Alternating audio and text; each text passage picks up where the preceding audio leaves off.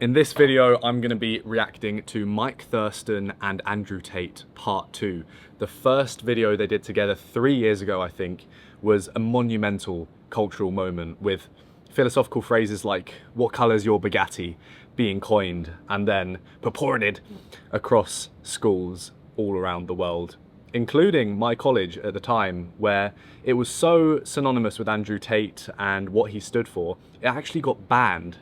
But maybe more on that later. For now, let's get reacting. I'm probably gonna have to move inside soon because the sun's going down here. I'm currently in Cape Town, fleeing various international criminal allegations that are all obviously false because they're wrong and the Matrix is out to get me. That's a joke. I'm here for a holiday for a month whilst working remotely. Anyway, enough chitter chatter.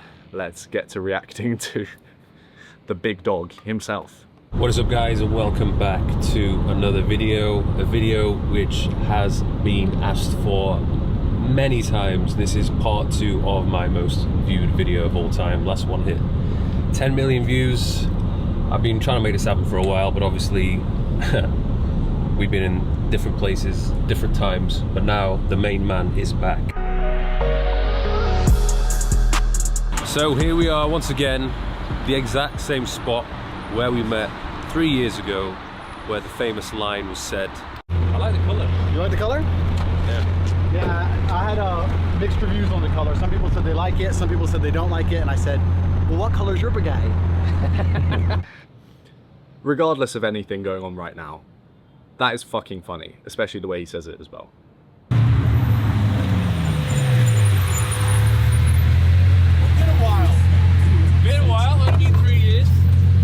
Wildly familiar, friend.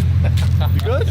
All good, bro. It's been a while. This car park was emptier last time. Yeah, Dubai's getting busier. It's getting busier. Everyone's moving here. Yeah. Where else is there to live? Not many places, bro. Well, you've been everywhere. I've been in jail. You've been everywhere. So tell me, what have you seen anywhere that compares to Dubai? Do you know what? I was recently in Miami. Miami was pretty cool. But Miami's just Dubai plus criminals. Yeah. Like, you might get shot. And dirtier. And dirtier, yeah. So Dubai's still better. Yeah. Miami's a lot worse than Dubai. I know a couple guys with Bugattis and they don't drive it. They're like, oh, maybe once a year. It's gay. Nah. There's only you and someone else who I know who properly drives these cars. I kick the shit out of mine. Yeah. You know? I abuse it. That's what it's for. Yeah. So no abusing women, but abusing Bugattis. You're gonna arrest me for that. The abusing women shit's all a lie. Abusing Bugatti, 100% guilty. Put me in jail. Did it. The fact that that comes to his mind straight away is so suspicious to me. I mean, I guess he's being pressed internationally for this and that's all he's hearing in the news and in the media non-stop. Just feels odd. Yeah, like Dubai globally, I don't think anywhere can match it as a city. It has everything. What is it really missing? There's a lot of people who say it's missing soul or it feels fake, but those people are very often just broke and sad. Yeah. Because the soul of Dubai is endless winning. That's the soul of Dubai. The soul of Dubai is competing in the hardest possible flex market to still somehow win and be relevant. That's the soul of Dubai. The soul of Dubai is competitive. Disagreed. The soul of Dubai is materialism and the pursuit of material success at all costs, including sacrificing your morals, sacrificing time with your family and other things that ultimately bring us the most fulfillment long term. And what happens when you don't have that fulfillment? You have to go around wearing huge watches like this guy's doing, getting all tattooed up, and eventually, allegedly, abuse women to have a feeling of power and control. Ultimately, to the point, I think this is a complete misjudgment. I don't think it's about me being too broke. So I agree that Europe has a soul and you feel it because there is history and, you know, a certain culture, certain things that make Europe feel a particular way. However, once that's been flooded with fuck knows who from fuck knows where and you get stabbed to death on the street, I mean, is it really worth it? Are you really going to allow your children to risk being stabbed to death as they walk to school during a knife crime epidemic because you say there's not enough soul in Dubai? Like, what, are you gay? Good point. If safety is your #1 priority over everything else, then move to Dubai because it is so safe. It's one of the safest places in the world, and England is getting less and less safe. But I don't think that's Andrew's #1 priority. Neither is it most people's. So trade-offs to everything here. Like what are you even talking about?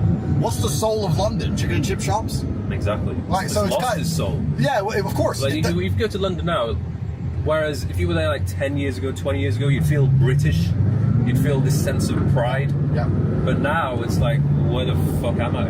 It's done. And you're right, it was only 10 years ago London was one of the best cities in the world. Now it's completely finished. So it's very interesting when people talk about Dubai not having a soul, because you're right, Europe has lost its soul.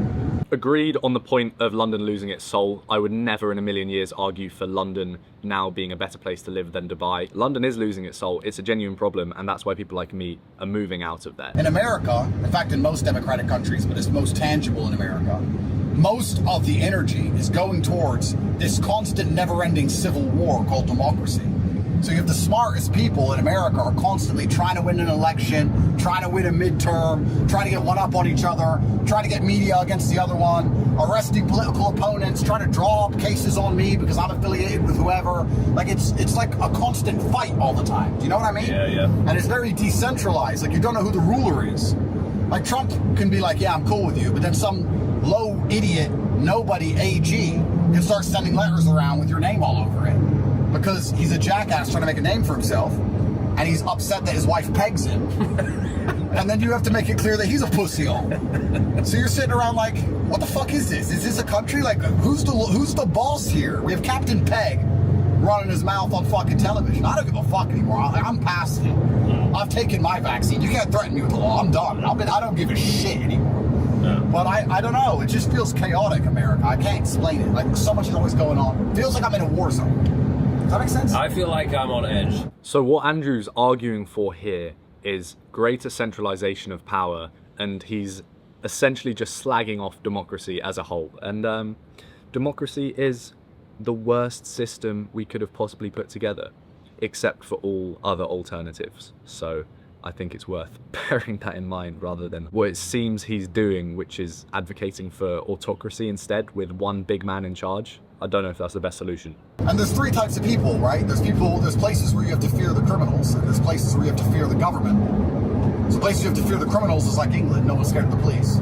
Places you have to fear the government, like Japan, you ain't got to fear criminals, but if you fuck with the Japanese police, you're going to jail forever. And then there's places like America where you got to fear both. You got to fear the government and the criminals. Like everyone's trying to get you. Everyone wants your money. Everyone wants to deal with you. Like it's kind of like a double whammy. I mean, obviously it's my home country. It's the land of opportunity. I'm super glad Trump won, of course. You have to fear criminals and the government, especially if you're a criminal, allegedly. Dubai is peaceful. There's none of this political infighting. There's none of this garbage. Everybody has their head on straight. Nobody's talking shit. And everyone's just focused on building more roads and building more luxury accommodation for the millionaires who are exodusing the West. Well, you know what? En masse. I mean, everyone's leaving. I've noticed as well, things are done very quickly.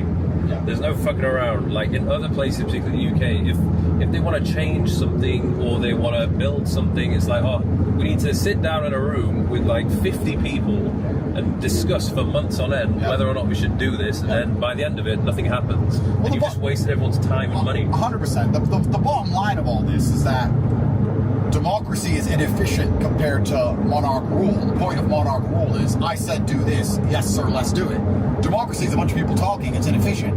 We accept the inefficiency because it allows us to choose our ruler, but doesn't. This is the thing, if we don't get even fair votes, if we don't get to choose someone who actually has power, if choosing the prime minister doesn't change anything because the banks are secretly in charge, then why are we dealing with all the brutal inefficiency? And then you understand it's because the brutal inefficiency allows them to mask the plundering. They just steal. All of them are just raping the Western governments and stealing as much as possible. USA just highlighted that. I mean, why would the king of Dubai steal from Dubai? I mean, he'll make himself rich because we're human. But he wants his city to do well. Yeah. What Tate is playing on here is very clever, considering his demographic, especially of kids like me, is that 52% of Gen Zers now say that they would accept a strong leader unbound by government or parliament to come lead the country, because it's clear that certain aspects of democracy aren't working and that there is this illusion of choice that is more or less true and linked to what he's saying. But he's taking this too far, and he's taking this as a reason to dismantle democracy as a whole rather than trying to fix some of the corruption that is present, which is retarded. So yeah, once you lose the ability to even truly choose your leader, you start to realize how ridiculous, inefficient, and constantly argumentative democracy is. Yeah. You know, it's like Trump just won. And they're already talking about, oh, the midterms are coming up. We have to prepare for the midterms. They have to prepare for another election. They just won. I thought he was supposed to be fixing the country. Again, this is touching on some important points, but to a very shallow degree, and he's going unchallenged here by Mike Thurston, who's sitting there like a potted plant, nodding his head along. I love Mike Thurston. I'm a huge fan of him. I actually bought some of his swim trunks a few years ago just to show support to his channel. But he's not giving any pushback here, and I don't like that. I don't think he's doing it on purpose. I just don't think he's equipped to have this conversation properly and give adequate pushback on some of the points someone as smart and well-read as Andrew Tate is making. And from producing one of the biggest political podcasts in the UK and meeting ex-prime ministers and whatever else, I see that the bureaucracy in place is a huge problem. And all of these people that came on the pod when I was producing it were all saying the same thing, of the bureaucracy, meaning that they couldn't make any decisions that they actually wanted to make. All the power was in this unelected civil service, which is wild. So with you at the moment, where are you allowed to go and not allowed to go? Yeah, good question. So, first thing I'm going to try and do, I'm going to try and go where this sat-nav tells me, because Dubai roads is the one thing I say about Dubai. You miss a turn, That's it's half an hour. Yeah, 20 minutes, half an hour added. Nightmare. And it's never clear what turn it is. Yeah, so I could technically travel anywhere I want. I can go anywhere I want, as long as I check into Romania when they ask me to. But I have to be selective with where I go, because there are certain other nation states that are interested in speaking with me. Not because I've done anything wrong, but because I've upset the agenda. Yeah. The way Mike Thurston goes, yeah. And also the way he goes, not because I've done anything wrong. It reminds me of when guys talk about penis size and they're like, yeah, that's because my penis is massive. Like, shut up. You know, a dying man will try any medication. When someone's dying, they'll try anything. And right now, what Great Britain is doing, because it's dying, it's lost the second most millionaires in the world last year. All the money's leaving. Yep, last year in 2024, minus 9,500 millionaires leaving the UK, compared to I think 15k in China, which is 21 times bigger than the UK. So second most millionaires leaving the country in the world. Something's going very wrong over there. The big problem with England is that they can't fix their problems, so what they want to do is deal with the person who highlights the problems, which is me. They can't fix any of it, so they're saying, well, who's talking about this? This guy. Well, we can't fix this, so let's at least make the guy pointing it out go away. And that's why they're trying to pretend I'm somehow dangerous. Not the people who stab everyone on the street. Not the people who do drugs. No. Not the unlimited migrants arriving by boat without passports. No. Me, the man with no criminal conviction, who talks on the internet about getting strong and sticking up for what you believe in. And also speaks about how he wants to have a virgin wife at 16 that obeys him. Anyway. So then what they do is, once they decide to take a man down, is they call 100 ex-girlfriends or 100 women you knew.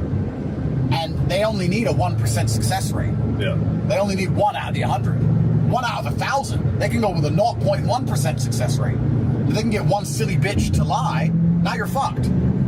It's crazy because 27% of women are on antidepressants, so they're basically clinically nuts. Clinically nuts is extremely hyperbolic, and he knows that, obviously. He's getting people like me to feed into that rage bait. To the point on having to have a 0.01% success rate, I can actually empathize with this point that he's making, even though I think it's to cover up stuff that he has potentially done, allegedly. I don't know what to say to avoid criminal action, not that he's going to see this. But it is an important point that we do need to have a balanced system where people can't just throw around allegations and then get people locked up. That's also not right. And you even see this with things like the definition of rape. Definitionally speaking, women can't rape men, which is fucked up, and it means that when you see statistics like 99.9% of rapes being done by men, it's because the only other way for that 0.01% to occur is if a rape was done in the presence of a woman, but by a man to a man, which is absolutely absurd. You have to have 3 people involved for men to be able to be raped at all. So there are important points around this, and it's an important conversation that frankly I haven't thought enough about in terms of where the line lies with people being able to throw around allegations and be believed versus be discounted. But again, I think this is far too convenient for Andrew, given the amount of allegations that have come through, a lot of which seem very concrete. So 27 of that 100 can't even think straight because they're on drugs. Yeah. And that's prescription drugs. Forget recreational drugs. That's probably 70%. And you're telling me when you're famous and rich, they can't find some bitter ex-girlfriend full of fucking Valium to tell a lie to wreck your life? Of course they can. I mean, he straight away counters his first point about prescription drugs decreasing the merit in those allegations by saying that recreational drugs that more people do are worse. So, bit of a weird play there from him. It's kind of the age-old adage, you know, like when you're broke, you really want money, then you get some money and you don't really care. Or when you want pussy, it's the most important thing in the world, and once you have girls, you don't want them. Yeah. It's like human nature. It's like one of those things in life where when you're young, it's like one of the things you want the most, and then once you get it and experience it, you're like, well, actually, it's a lot of work. That's right. So then you have to go deeper down and find out what's actually worth living for, and children is one of them. Purpose is the other one. And if you're going to analyze purpose is often going to come with some degree of war at some level. There's no such thing as light without dark. There's never been a king in human history who had a kingdom he didn't have to defend. As soon as you become a king, that's it. You're the king, oh great, and everyone's looking at you. It's the sword of Damocles. Everyone's looking at you and jealous of you. Oh, everyone knows who he is, and he's the king, and he's famous, he can get any girl he wants, he has hundreds of millions of dollars and stuff. Yeah, that's all great. But you have to prepare for war permanently. I kind of think maybe there's balance in the universe, whereas the people who couldn't handle the problems would never end up in the position where they have those problems. Does that make sense? Yeah. Like if you can't deal with the stress, you'd walk away. Yeah, you'd run away from it. Yeah. So like you earn everything you have in this life, and you earn your kingdom, and you earn protecting your kingdom. I agree with everything that's being said here, but just much more dialed down. Like, the use of war suggests that that's all we're good for as men. And I just had Dr. Warren Farrell on my podcast, and he speaks about how there's this male self-worth paradox that happens where men learn to be valued by valuing themselves less and making themselves disposable, like going to war, instead of actually being able to express their feelings properly and be good communicators and integrate their emotions into their lives rather than pushing them aside. And I think that being able to do that is one of the most masculine things you can do, because it's difficult and it's scary to express your emotions and be honest about things and have difficult conversations. That's a challenge. And I think that's a much healthier approach to masculinity rather than just flailing a fucking axe in the air and running into battle naked as a berserker. I think that there's a much more valuable and true perspective we can take on what masculinity really is, and it involves a lot more social intelligence and emotional intelligence than just be an expendable body to run in and save someone as a firefighter from a fire and put your own body at risk. Like, that's a great thing, and I think it's our duty as the sex that is generally stronger and bigger and more muscular and whatever else to be able to do those things too. You know, you should live by Socrates' philosophy towards life and physicality too. He says something along the lines of no man having the right to be an amateur when it comes to physical training. And he says that it's a shame for a man to grow old without seeing the beauty and strength of which his body is capable. And I completely agree with that. But this is not the only thing we need to be masculine and respected and reach the status levels that we want to achieve, because it's fine to want status, and I've made peace with that the last year, that I want status, but I also want to live a moral life and be able to enjoy that status that I hopefully one day will get in whatever field I end up in. But that status isn't just based off of money or how many views I can get. That status is grounded in the way I approach life and whether it's a moral approach or not, in my view. And I think everyone has slightly different subjective views on this, but mine is that I know I would not be able to ever enjoy any amount of status I get if it was achieved through anything other than hard work, constant pursuit, and living by my morals and not lying, etc. I think with me there is a revenge of the nerds factor. I think, you know, there's some degree of this guy, you know, he's big and he's well known and he's clearly smart and he's very successful, and so the only thing they can say bad about me is I'm a bad person. Yeah. Morality. They can't attack any of my achievements. Agreed. I actually agree with this. I think a lot of nerds, if you want to call them that, it was a revenge of the nerds. Fine. You know, the year, that summer, or the year itself when you blew up, is there anything you would have done differently? Because to some extent, you had no control over what clips were getting chopped up and put out there. Like, yeah, you're right. To some extent, I mean, maybe I could have had the foresight to go through all my old content ever. It's a lot of content. Bro, it's 10 years of videos. Yeah. Like, and find the few seconds that will end up. But then you never know what's going to go viral. Like that off-the-cuff remark about what color's your Bugatti, I never expected to see it 10 million times. Yeah. It's everywhere. Yeah. So you never know what's going to really go viral. And also, like, I'm from the street. I'm from Luton. I grew up. We make jokes. We have dark sense of humor. Like the jokes that me and my friends and our people find funny. Yeah, yeah. It's just, there's always going to be some dickhead on the internet who's going to pretend it's the worst thing ever.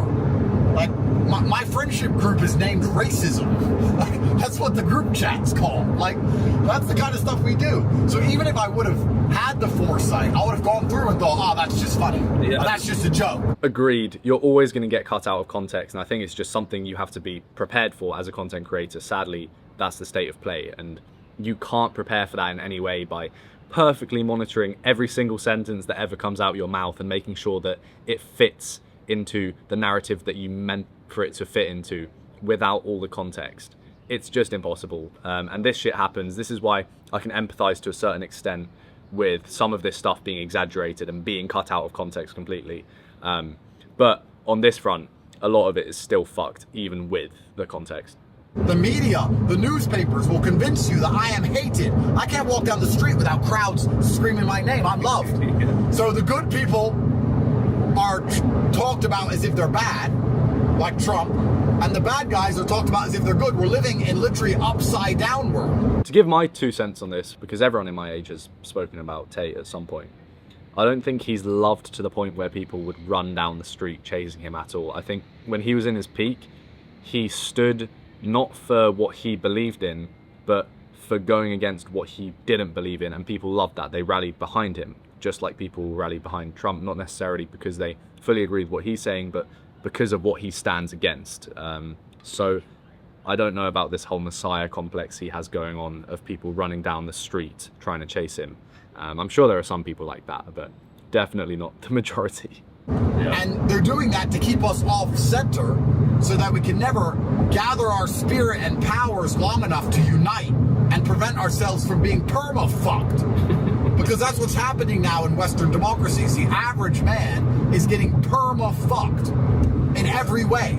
His wife doesn't respect him. The kids are learning bullshit in school. He has no chance of a retirement, no chance of being rich. He's not even respected. The average man's going out there building the roads, bro, and no one has respect for him. How can you sit in the sun all day long building roads, and when you meet a woman, her be like, I don't want to be with a builder. I want to be with a guy who's a millionaire who can buy me a handbag.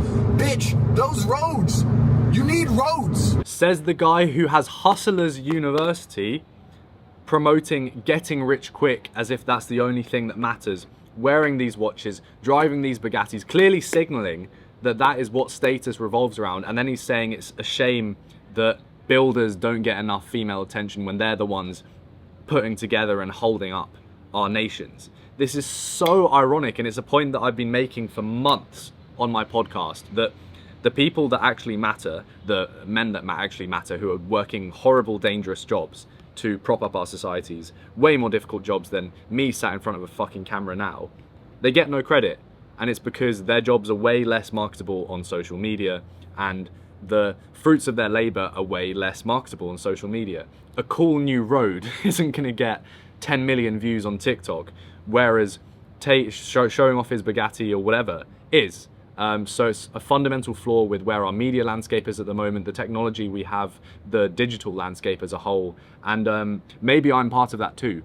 So I'm trying to find a way of somehow making those important jobs more palatable and marketable to people, and I wonder if there's a way to somehow increase the associated status with having those jobs, but for now I don't really see a way out of it. I'm sure there is one, to take the white pill, but for now, completely fucked. Yeah. What the fuck do you do? Instagram selfies? Suck dick?